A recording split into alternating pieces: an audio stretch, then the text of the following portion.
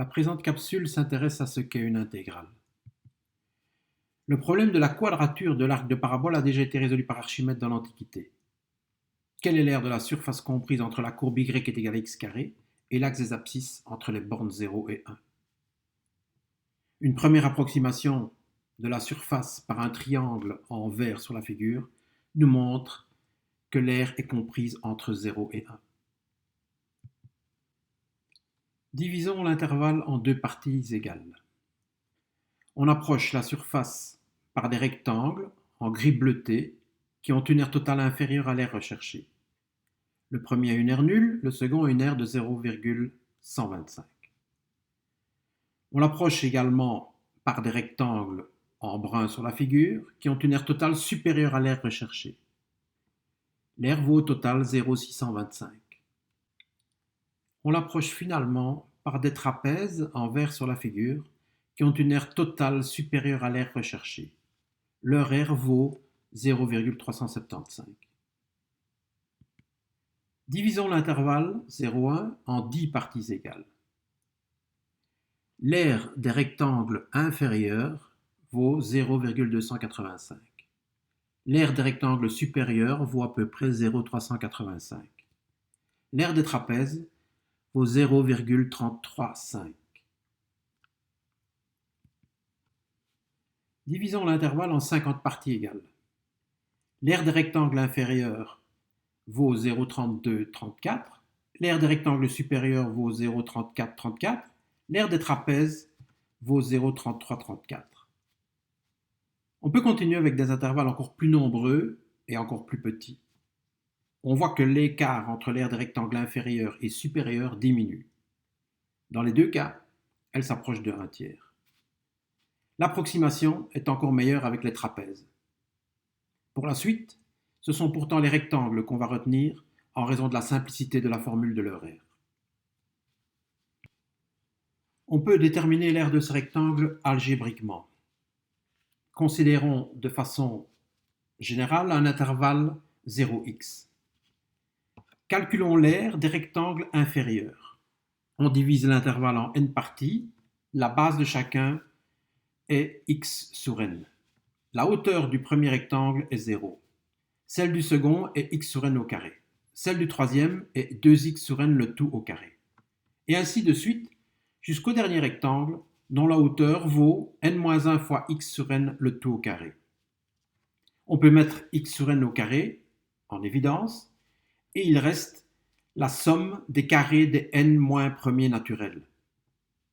Or on sait que la somme des carrés des n premiers naturels vaut n fois n plus 1 fois 2n plus 1 sur 6. Or ici, le dernier terme s'arrête à n-1 au carré.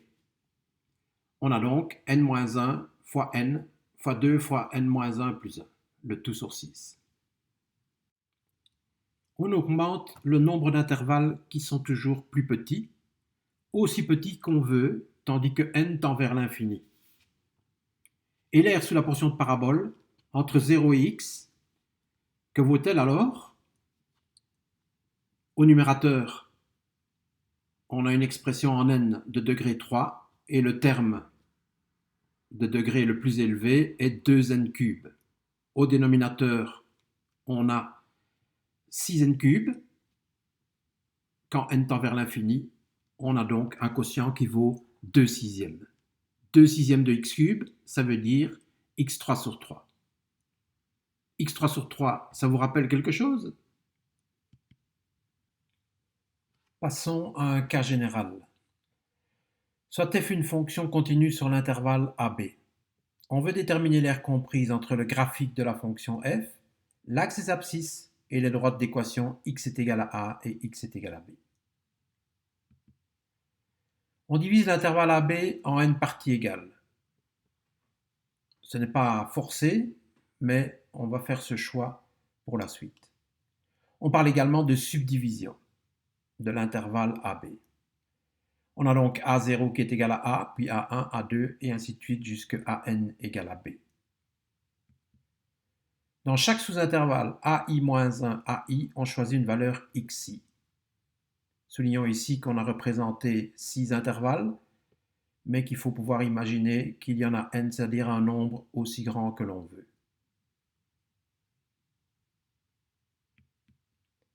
On considère alors une fonction en escalier qui est constante sur chaque sous-intervalle et qui vaut f de xi. Sur l'intervalle a0 à 1, par exemple, la fonction en escalier vaut f de x1. Sur l'intervalle a1 à 2, la fonction en escalier vaut f de x2, et ainsi de suite. L'aire sous la courbe en escalier est une approximation de l'aire cherchée. Et pour la calculer, on additionne les aires des rectangles successifs. La base du premier rectangle est A1 moins A0 et sa hauteur est f de x1. La base du second est A2 moins A1 et sa hauteur vaut f de x2.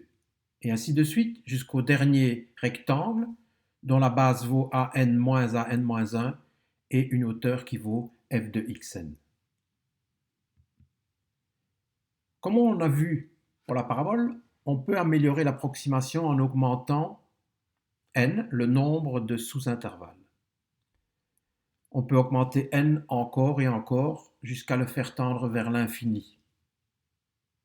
Quand f est continu, cette limite pour n tendant vers l'infini existe, indépendamment du choix des xi, et on l'appelle l'intégrale définie de la fonction f depuis a jusque b. On note avec un grand S comme la primitive.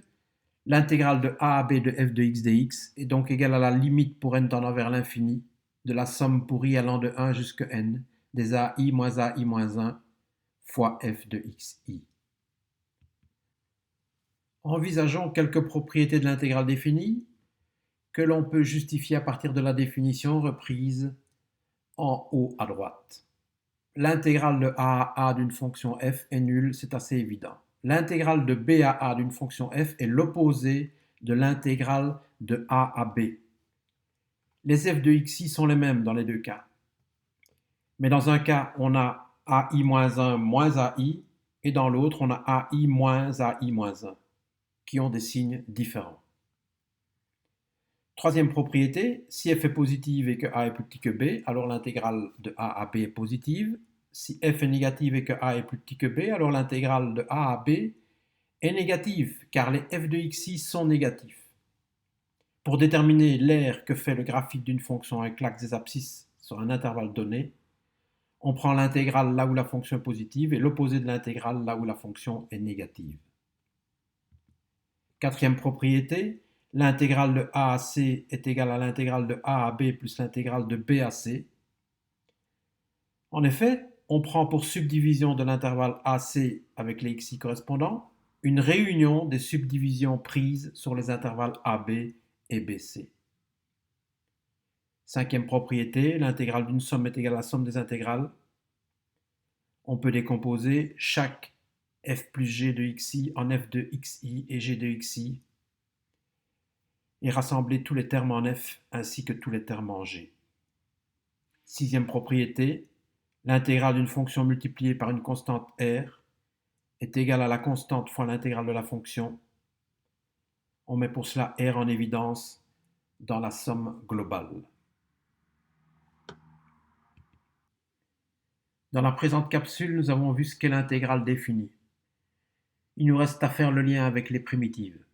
C'est l'objet de la prochaine capsule, basée sur le théorème fondamental de l'analyse.